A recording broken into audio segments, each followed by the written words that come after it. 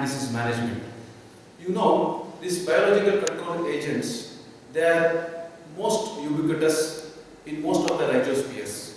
And this biocontrol mechanism or biocontrol agents, they can be used as one of the integrated components in the disease management.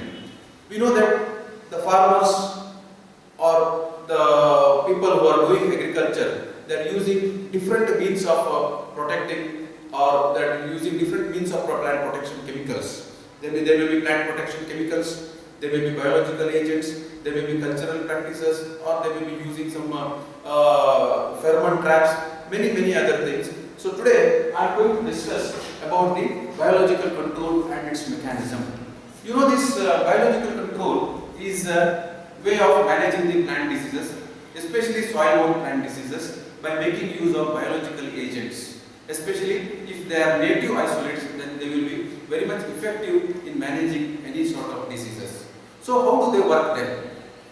See, there are 4 to 5 mechanisms. One is mycoparasitism, another one is antibiosis, another one is competition, and they act as a plant nutrients.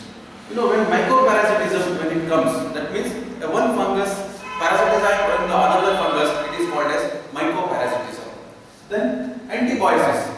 Most of these biological agents, to name some of them, trichoderma, there are many species, Trichoderma viridae, Trichoderma harzianum, Pseudomonas fluorescens, Bacillus, and others. They produce some antibiotics or exudates which will inhibit the growth of the pathogens. So it is referred as antibiosis is a mechanism where due to the release of toxic compounds or exudates, the pathogen will get killed.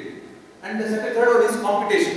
When these bioagents, when they are released into the soil or into the seed, they will compete for the food and space and also for the sunlight. So because of the faster rate of multiplication of such biological agents, they will lead or they will multiply very fast, making least available space to the pathogens or making least nutrients available to the pathogens. Because of these nutrients, the pathogens will starve to death. So that is also one of the mechanisms that takes place whenever you use biological control agents. Similarly, they act as a nutrients. That means you can say some of the biofertilizers or biological agents. They will substitute, they will give some of the nutrients whichever is in unavailable form. They make it into available form and give it to the plants. So likewise, they have got these induced systemic resistance. By inoculating the seeds or by inoculating the plants with any of the biological agents, they will induce the internal mechanism of the plants. That means, you know, they are called as PR proteins. The proteins present in the plant system like chitinase, beta-1,3 gluconase, they will be passive in their form. When we inject it through external agency, then they will be induced inside the plant system and they will give the resistance to the plants.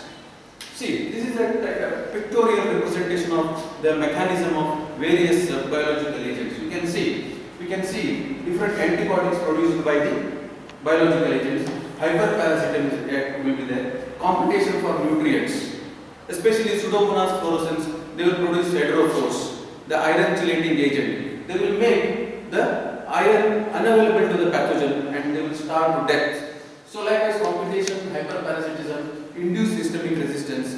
When you inoculate the seeds or the root or the stem portion, they will get inside the plant system and the resistance will be activated and they will give the resistance. Similarly, the pathogens will get killed. So this is all about today's class. Thank you very much. If you have any doubts, you please ask me.